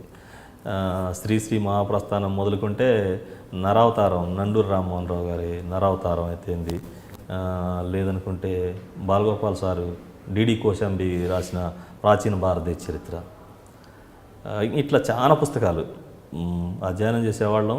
జాతీయ అంతర్జాతీయ పరిస్థితుల మీద కూడా వచ్చేటువంటి వాటిని అధ్యయనం చేసేవాళ్ళం. దాని మీద మంచిగా వ్యాసాలు రాసేవాళ్ళం. ఈ క్రమంలో దండకారణ్యంలో నాకంటూ ఒక గుర్తింపు ఉంది. మంచి రాస్తాడు మనోడు అని చెప్పి ప్రభాతలో తీసుకునేవాళ్ళు. జంకార్లో కూడా వాళ్ళ సావనీరు వచ్చింది 10 years. దాంట్లో నా కవితను ఒక దాన్ని వాళ్ళు వచ్చేసారు. ఓకే, అంటే అక్కడ నుండి ఆ ప్రభావంతో ఇక్కడ కూడా మీరు పెన్ను పట్టుకున్నారు. పెన్ను పట్టుకున్న తర్వాత ఫస్ట్ ఎక్కడ జాయిన్ అయ్యారు? రాయగలుగుతాం అనేటువంటి ఖచ్చితం అయితే మనకుంది. అది కూడా మనం ఈ సమాజంలో ఉన్న దోపిడీని ఈ రకం కూడా బయటపెట్టచ్చు, అన్యాయాలని బయటపెట్టచ్చు, అక్రమాలను బయటపెట్టచ్చు, లేకపోతే సాంస్కృతిక సాంప్రదాయాలని కనుమరుగైతా ఉన్నటువంటి వాటిని మనం ప్రజలకి ఎట్లా కనుమరుగైతేనే చెప్పచ్చు అనే దాని మీద ఫస్ట్ సరే జర్నలిజం అంటే నమస్తే తెలంగాణ పేపరు స్టార్ట్ అయిన తర్వాత ఖమ్మం ఇంటర్వ్యూకి పోతే సారు మార్కండే సార్ ఉన్నాడు. మార్కండే సార్ ఇంటర్వ్యూ చేసిండు. తను కూడా కొంత ప్రభావం. మార్కండే సార్ ఇంటర్వ్యూ చేసేటప్పుడు సార్ ఎట్లా అంటే, ఓ అవునా అని ఆయన అక్కడ నేపథ్యం, అక్కడ బుక్స్ వాటన్నిటి మీద మాట్లాడిండు. ఓకే క్రాంతి, సూపర్, చెయ్యి, భద్రాచలం డేట్ లైన్ ఇస్తాను నీకు ఖచ్చితంగా చేయమన్నాడు అనమాట. అప్పుడు అక్కడ జాయిన్ అయితే అక్కడ పనిచేస్తా ఉన్న క్రమంలో అక్కడ ఏఎస్పీ గజరావు భూపాల్ గారు మీరు ఇక్కడ ఉండొద్దు, మాకు ఇబ్బంది అవుతూ ఉంది, మీరు సిటీ ఖాళీ చేసి వెళ్ళిపోవాలి, మాకు చాలా ఇబ్బంది అవుతూ ఉంది, ఎవరు ఏం చేస్తున్నారో మాకు అర్థం కావట్లేదు, ఇమీడియట్లీగా మీరు సిటీ ఖాళీ చేసి వెళ్ళిపోవాలన్నాడు. ఒక 2 years అట్లా ఉన్నా. 2 years తర్వాత ఆయన ఒత్తిడి ఎక్కువైంది, పోలీసు ఒత్తిడి, వెళ్ళిపోవాల్సిందే, మీరు ఇక్కడ ఉండొద్దని. సరే, ఆ విషయాన్ని పత్రికా ఉన్నత స్థాయి వాళ్ళకు కూడా చెప్పారు. ఇది పరిస్థితి, నేను ఇక్కడ పనిచేస్తా ఉన్న క్రమంలో పోలీసు ఇక్కడ ఉండొద్దు అంటా ఉంది అని అంటే, వాళ్ళు ఎవరు ఉండొద్దు అంటానికి వీళ్ళు ఎవరు ఉండొద్దు అంటున్నారు, కానీ మాట్లాడే పరిస్థితి లేదు. ఈ క్రమంలో నాకు కూడా ఎందుకు సర్లే వాళ్ళకి ఇష్టం లేనప్పుడు అని చెప్పేసి ఆ సిటీ ఖాళీ చేసి మొలకలపల్లి వచ్చా. మొలకలపల్లి వచ్చిన తర్వాత ఇక నవ తెలంగాణలో జాయిన్ అయ్యి సరే మనం అనుకున్నట్టుగా చాలా రైతులకు సంబంధించిన వాటి మీద, ప్రాజెక్టుల మీద, లేదనుకుంటే ఇప్పుడు సీతారామ ప్రాజెక్టుకు సంబంధించి అక్రమ బ్లాస్టింగ్ల మీద, అభివృద్ధి పేరుతోటి విధ్వంసం చేస్తున్నారని, లేదు ఎవరైనా అధికారులు తప్పుదారి బట్టి జనాన్ని ఏమన్నా ఇబ్బందులకు గురి చేసినా, ఇట్లాంటివన్నీ కూడా రాయగలిగినాం. అసలు దీనికంటే ముందు నేను బయటికి రావడం పెద్ద అవినీతిని బయటికి తీసుకొచ్చా. అంటే ఆడిలో నుంచి బయటకు వచ్చిన తర్వాత నాకు కొంచెం కంప్యూటర్ నాలెడ్జ్ అక్కడే ఉంది, ఏది మావోయిస్ట్ పార్టీలోనే. బయటకు వచ్చిన తర్వాత హౌసింగ్ సొసైటీలో అక్రమాలను హౌసింగ్ దాని మీద నెట్లోకి పోయా నేను డైరెక్ట్గా. హౌసింగ్ వెబ్సైట్లోకి పోయేసి మా ఊరినే తీసుకున్నాను నేను. అంటే ఇంకా వేరే ఊళ్ళని తీసుకుంటే మనకి అంత పెద్దగా సమాచారం ఉండకపోవచ్చు, ఎందుకంటే అక్కడ ఉన్న జనం ఎవరు ఏంటి మనకు అంత ఐడియా ఉండదు. మా సొంత ఊరిని తీసుకొని మొత్తం అప్పుడు కంప్యూటర్లు అంటే పాల్వంచ పోవాలి, భద్రాచలం పోవాలి, ఒక నెట్ సెంటర్కి పోయి మా ఊరికి సంబంధించినటువంటి లిస్ట్ తీసి ఆ లిస్ట్ అంతా ప్రింట్ తీసుకుంటే ఎంత పెద్ద అవినీతి అంటే ఒక్కొక్క పేరు డబల్ ఎంట్రీలు ఉన్నాయి. భర్తల పేర్లు మార్పులతోటి, భార్యల పేర్లు మార్పులతోటి డబల్ ఎంట్రీలు ఉన్నాయి. అసలు ఊళ్ళో ఎవడో అడ్రస్ లేనివాడు పేర్లు ఉన్నాయి. అంటే హౌసింగ్ ఇటు కాంట్రాక్టర్లు, హౌసింగ్లో ఉన్న అధికారులు ఇటు కాంట్రాక్టర్లు ఇద్దరు కుమ్మక్కాయి. పెద్ద అమౌంట్ ఏం కాదు అది, నాకు తెలిసి 16,000 17,000 ఆ రోజు ఇంటికి ప్రభుత్వం ఇచ్చేది. అట్లా మొత్తం బిల్లులు చేసేసుకొని దగ్గర 8 లక్షల రూపాయల అవినీతి జరిగింది. అది బయట పెట్టారు. 8 లక్షల రూపాయల అవినీతి నేను పిన్ టు పిన్ను బయటకు తీసేసి ప్రెస్ మీట్ పెడితే ప్రెస్ వాళ్ళు ఎవరు కూడా అది కరెక్ట్ కాదేమో అన్నారు. మా ములకలపల్లి ప్రెస్లో అంత పెద్ద అవినీతి జరగదు, నువ్వు ఎట్లా అనుకుంటున్నావు అన్నారు. లేదన్నా జరిగింది అని అంటే వాళ్ళు కూడా పెద్దగా లైట్ తీసుకుంటారు. లైట్ తీసుకుంటే నేను క్లియర్గా డబల్ ఎంట్రీలు ఎక్కడ జరిగినాయి, డబల్ అకౌంట్లు ఎక్కడ ఉన్నాయి, ఎక్కడెక్కడ డ్రా అయినాయి, ఎట్లా డ్రా అయినాయి, ఏ ఖాతాల నుంచి పోయినాయి అనేది మొత్తం క్లుప్తంగా పిన్ టు పిన్ అండర్లైన్ చేసి ఉషారాణి మేడం కలెక్టర్ గారు ఉన్నారు ఖమ్మం.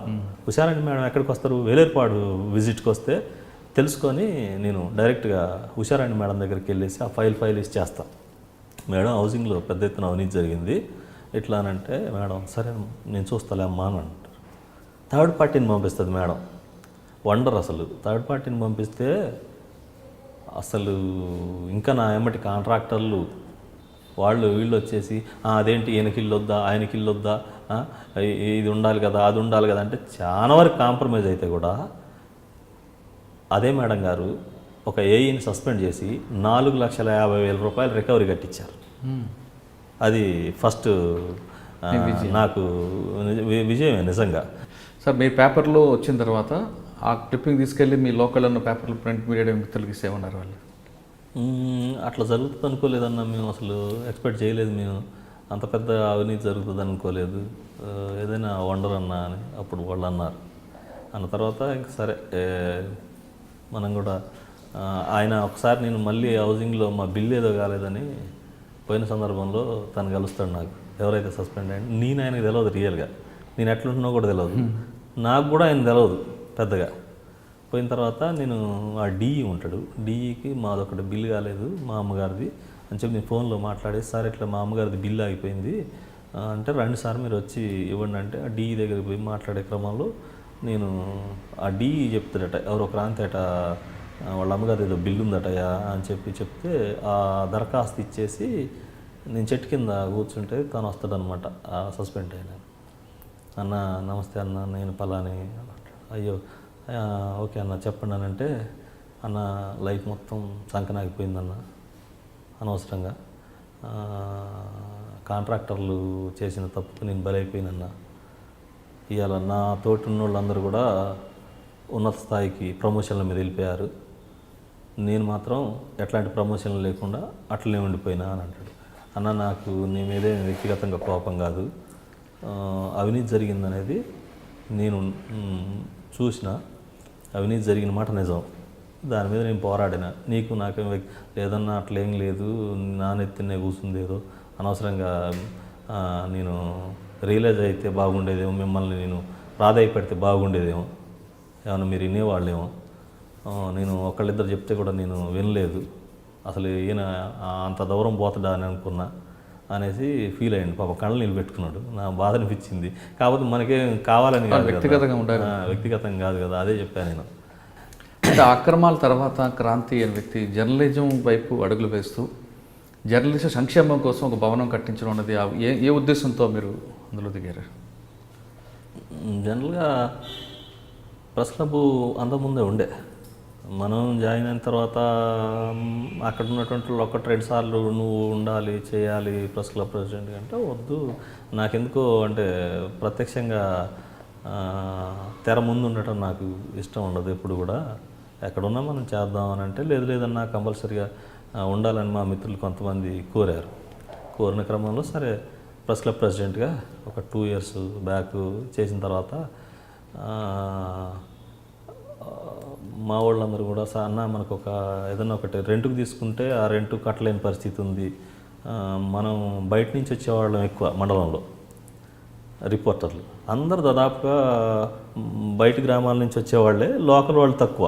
ఓకే, మనం వస్తే ఆ హోటల్ ఎమ్మటి లేకపోతే ఆఫీసులు ఎమ్మటి ఎవరో ఒక లీడర్ వస్తాడనంటే 1 గంటకు వస్తాడు, 4 గంటలకు వస్తాడు.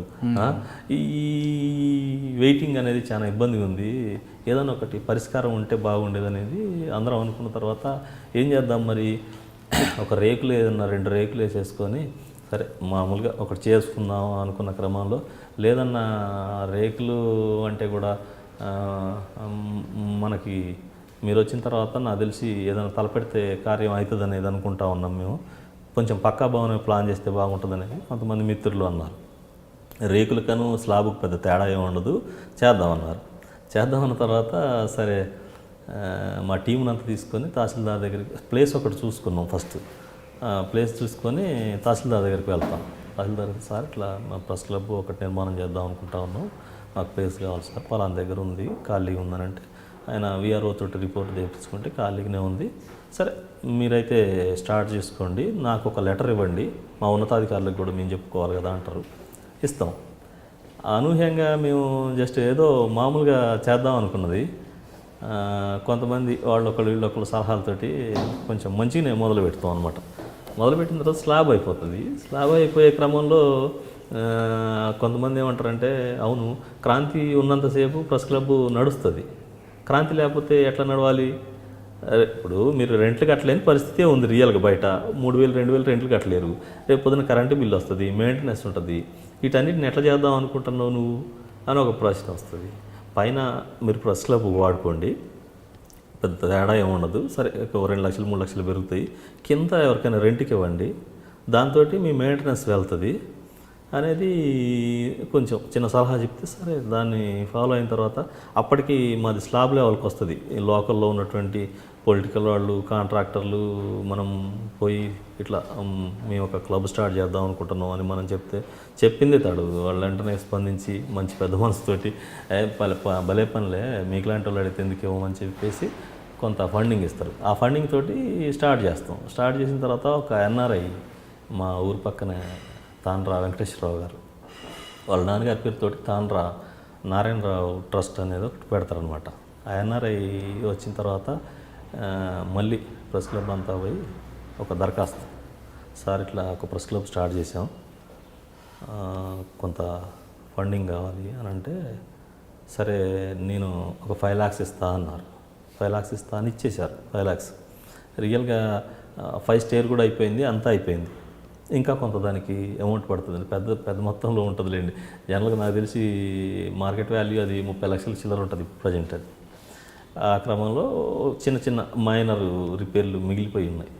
కానీ నాకు తెలిసి అంత పెద్దగా ప్రెస్ క్లబ్ అనేది స్టేట్లో ఒక ప్రెస్కి ఎక్కడ లేదు. గవర్నమెంట్ డబ్బులతో కట్టింటే ఉండొచ్చేమోలే, కానీ ఓన్గా అక్కడ ఉన్న రిపోర్టర్లు ఎవరు కూడా ఆ స్థాయిలో బిల్డింగ్ కట్టింది లేదని చాలామంది అన్నారంట. మన జర్నలిస్ట్ యూనియన్ నాయకులు కూడా వస్తూ ఉంటారు కదా, అరే బాగుందబ్బా అని అన్నారనమాట.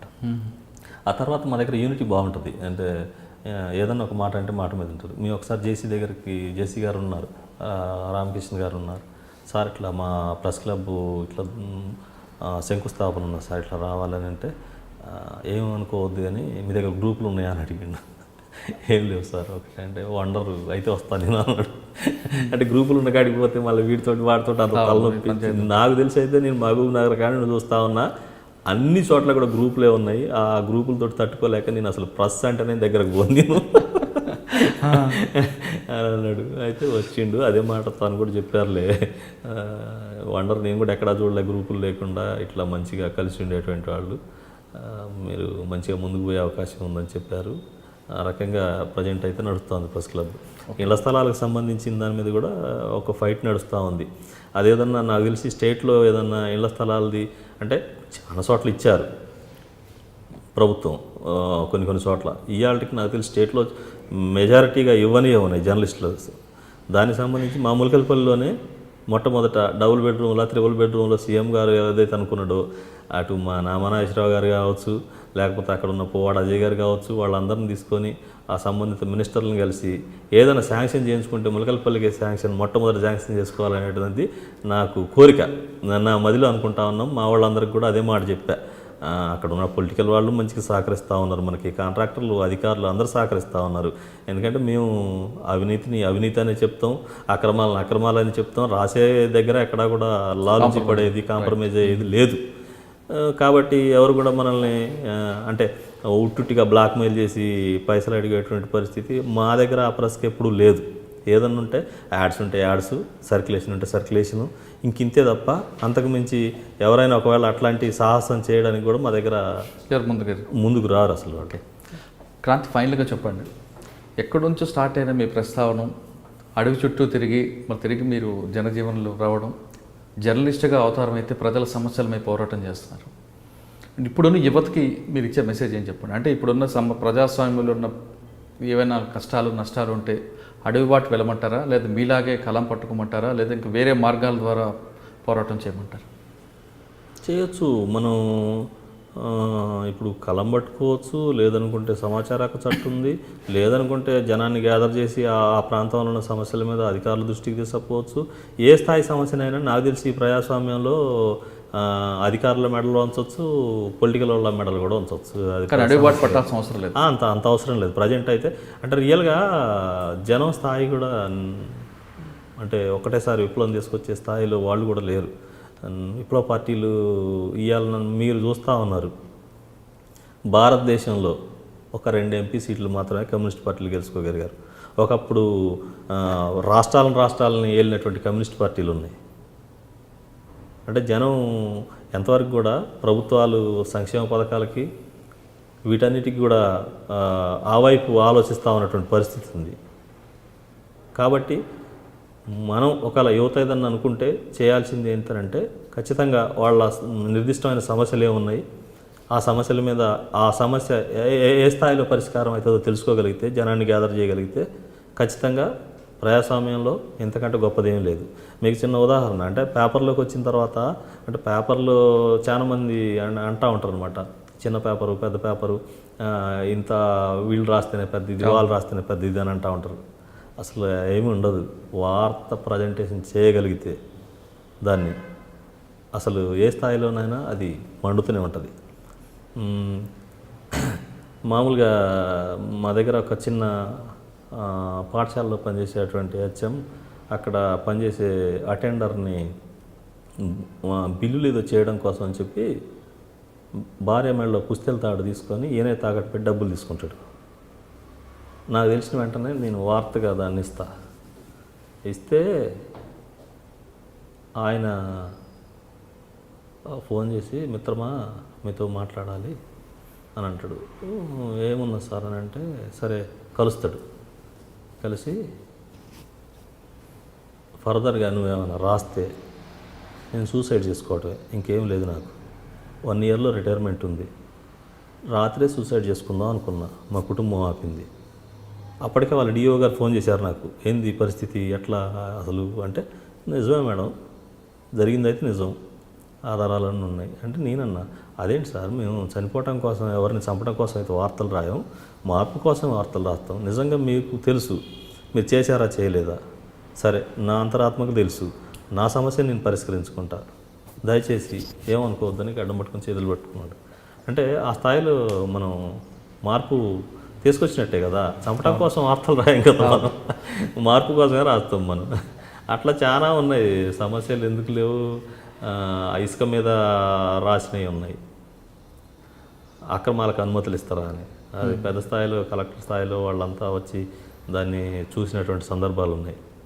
తర్వాత సీతారామ ప్రాజెక్టు మీద భూములకు సంబంధించిన అవినీతి రాస్తే కలెక్టర్ గారు స్పందించినవి ఉన్నాయి. మీకు హౌసింగ్ మీద నేను చూపించిన కదా, హౌసింగ్ మీద ఉన్నాయి. ఇంకా ఇది అది అనేమి లేదు, మనం రాయగలిగితే ఏ స్థాయిలోనైనా రాయగలుగుతాం. అంటే వార్త ప్రజెంటేషన్ కరెక్ట్గా ఉంటే అధికారులు దిగుతారనేది మీ అభిప్రాయం? ఖచ్చితంగా. అది పేపర్ చిన్నదా పెద్దదా అసలు అవసరం లేదు, తక్కువ లేదా అవసరం అస్సలు అవసరం లేదు. ఇవాళ పరిస్థితులలో ఒక పోలీసు ఎస్ఐ మీద ఒక వార్త రాస్తాను. ఒక మైనర్ బాలికని ఒక మేజర్ అబ్బాయి హరాస్మెంట్ చేస్తూ ఉంటాడు. చేసిన తర్వాత సరే వాళ్ళు కేసు పెడితే ఆయన తీసుకొచ్చేసి స్టేషన్లో ఉంచుతారు. స్టేషన్లో ఉంచితే వాడు 2 సార్లు తప్పించుకుంటాడు, 3 సార్లు తప్పించుకుంటాడు. ఎస్ఐ గారితో సార్ ఏంది సార్ ఇది, అసలు వాడు మీ కస్టడీలో ఉన్నాడా బయటికి పోతా ఉన్నాడా అంటే, ఆడికి పోతాడు, లేకపోతే మళ్ళీ వాడు ఇంటికి పోతాడు వస్తాడు కదా. ఇంటికి పోవడం రావడం కాదు సార్, వాడు అమ్మాయి ఇంటికి పోయి అర్ధరాత్రి కత్తి పట్టుకొని పోయి చంపడానికి పోయిండాడు సార్. వాళ్ళు ఊరోళ్ళందరూ పట్టుకొని కట్టేసి మళ్ళీ మీకు అప్పచెప్పిన తర్వాత కూడా మళ్ళీ ఎట్లా అవుతుంది సార్ అంటే కొంత లైట్గా తీసుకుంటాడు. లైట్ తీసుకుంటే అదే విషయాన్ని నేను రాస్తే మా వాళ్ళు, తెలంగాణ వాళ్ళు కూడా మా వార్తలు అంటే కూడా, అంటే మేము ఇచ్చేటువంటి ఆర్టికల్స్ అయినా ఏవైనా అవినీతి మీద అక్రమాల మీద దేని మీద పెట్టినా కూడా మంచిగా చేస్తారు వాళ్ళు కూడా.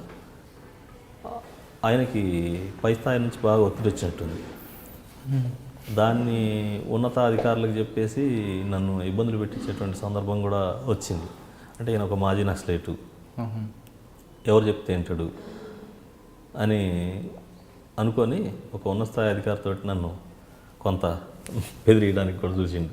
నేను చెప్పిన నా తప్పు లేదు, మీ వాడి తప్పు, నేను రాయకపోతే ఇంకొకటి రాస్తాడు, అంతే కదా సార్, నేను రాయకపోతే ఇంకోటి రాస్తాడు, నా పేపర్ అని ఏమైనా ఉందా? అదే పేపర్ని బట్టి కాదు కానీ ఐటమ్ బట్టి ఉంటుంది సార్. ఫైనల్గా మీరు ముందులో మాట ఇచ్చారు పాట పాడతాను. నేను జనరల్గా ఈ గోరెటంక అన్నదే ఎక్కువ పాడేవాడిని, తర్వాత జయరాజ్ అన్నది వానమ్మ వానమ్మ ఒకటి పాడేవాడిని.